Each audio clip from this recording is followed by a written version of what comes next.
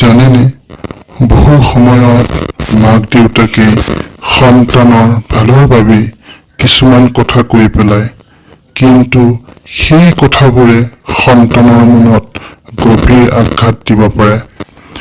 এটা ভুল বাক্যই সন্তানৰ আত্মবিশ্বাস ভাঙি দিব পাৰে, আনহাতে এটা ভাল বাক্যই সিহঁতৰ জীৱন সলনি কৰিব পাৰে। আজি আমি আলোচনা কৰিম সন্তানক এই 5টা কথা ভুলতো নকব। প্ৰিয় দৰ্শক, আজি এই ভিডিঅ'টোত আপোনালোকে কেইটামান কথা অজানিতে কৈ দিয়ে, গতিকে এই কথাবোৰ কিয় ক'ব নালাগে আজি এই ভিডিঅ'টোত জানক।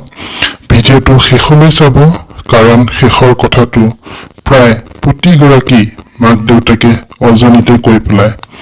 1 নম্বৰ, তই একো কৰিব নোৱাৰ। এই বাক্যটো সন্তানৰ আত্মবিশ্বাস একেবাৰে নষ্ট কৰি দিব পাৰে।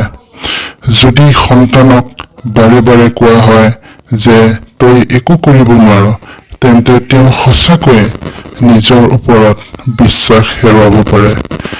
ইয়াৰ সলনি যদি মাক দেউতাকে কয়, চেষ্টা কৰি থাকা, তই নিশ্চয় পাৰিবি, মই তোৰ লগত আছো, এনেধৰণৰ কথাই সিহঁতৰ মনত মনোবল বৃদ্ধি কৰে। 2 নম্বৰ কথা, চোৱা অমুক কিমান ভাল। যেতিয়া আনৰ লগত তুলনা কৰা হয় নিজৰ সন্তানটি, তেতিয়া সিহঁতে মনত বহুত কষ্ট অনুভৱ কৰে। প্ৰতিটো সন্তান বেলেগ, কাৰোবাৰ পঢ়াত ভাল, কাৰোবাৰ খেলত, কাৰোবাৰ সংগীত বা শিল্পত। তুলনা নকৰি সন্তানক নিজৰ উন্নতিৰ ওপৰত গুৰুত্ব দিয়ক। 3 নম্বৰ কথা, তোৰ বাবে মোৰ জীৱন নষ্ট হ'ল। ৰাগৰ মুহূৰ্তত কোৱা এই বাক্যই সন্তানৰ মনত অপৰাধবোধ সৃষ্টি কৰিব পাৰে। সন্তানে ভাবিবলৈ আৰম্ভ কৰে যে তেওঁ পৰিয়ালৰ বাবে বোজা। মনত ৰাখিব, সন্তানৰ আপোনাৰ জীৱনৰ সমস্যা নহয়, তেওঁ আপোনাৰ দায়িত্ব আৰু আশীৰ্বাদ। 4 নম্বৰ কথা, যে কান্দি দেখুৱাব নালাগে, যে কান্দা মানুহৰ স্বাভাৱিক অনুভূতি।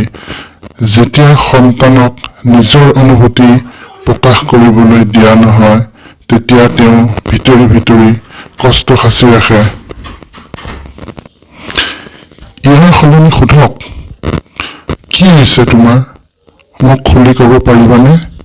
মই তোৰ কথা শুনিম। যদি এনেধৰণে মাক দেউতাকে সন্তানক সোধে, সি নিশ্চয় ক'ব। 5 নম্বৰ, যে আমি আটাইতকৈ ডাঙৰ ভুলটো ইয়াতে কৰি দিওঁ, মই তোমাক ভাল নাপাওঁ। ৰাগৰ মাথোতে বহুতে এই কথাটো কৈ পেলায়, কিন্তু এই বাক্যই সন্তানৰ মনত ভয়, অনিশ্চয়তা আৰু অসুৰক্ষিত অনুভৱ জন্মে। শাসন কৰিব পাৰে, ভুল বুজাই দিব পাৰে, কিন্তু কেতিয়াও মৰমক শাস্তিগ্ৰস্ত নকৰিব।